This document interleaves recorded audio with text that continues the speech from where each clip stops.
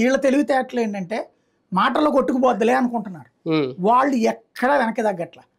భారతీయ జనతా పార్టీకి రాష్ట్ర మేనిఫెస్టోకి సంబంధం లేదు. కేంద్రంలో ఉన్నటువంటి పథకాలకి కేంద్ర మేనిఫెస్టోకి రాష్ట్ర ప్రభుత్వానికి కానీ చంద్రబాబు కానీ సంబంధం లేదు. కానీ లాస్ట్ మినిట్లో భారతీయ జనతా పార్టీ టీడీపీకి హ్యాండ్ ఇచ్చిందా? ఎందుకంటే పొత్తు కోసం అంత వెంపర్లాడి కలిసి లాస్ట్ మినిట్లో కలుపుకున్న తెలుగుదేశం పార్టీ కేంద్రం నుంచి సహకారం వస్తుందనో వాళ్ళ అందుందనో 4 ఓట్లు పడతాయి అనుకుంటే ఇప్పుడు కూటమి ఐకమత్యం మీద అనుమానాలు రావా? ఇప్పుడు ఐకమత్యానికి ప్రాబ్లం లేకుండా చూసుకోవాల్సినటువంటి బాధ్యత వీళ్ళది. ఇంకా మేనిఫెస్టోతో సంబంధం లేనప్పుడు ఇంకా ఐకమత్యం అదే కదా. మేనిఫెస్టో అసలు వాళ్ళతో మాట్లాడావు నువ్వు. నేను అనేది ఏంటంటే పవన్ కళ్యాణ్ అంటే పాపం అమాయకుడు కాబట్టి నడిచిపోతుంది.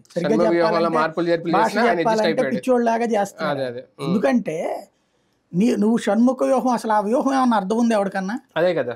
ఆ 10 లక్షల రూపాయలదే పెన్షన్ దాంట్లో కన్నాక షణ్ముఖ వ్యూహం అంటే ఒకప్పుడు ఏంది గ్యాస్ సిలిండర్లు అన్నారు, అయ్యో చెప్పారు, అవన్నీ పోయి చివరికి రొటీన్ గా మన ఉపన్యాసాలు ఇచ్చేదాన్ని హామీ కింద రాశారు. షణ్ముఖ వ్యూహం అంటే జనసేన చెప్పినటువంటి ఆ పథకాలు చూస్తే ఎవడన్నది పథకం అంటాడా?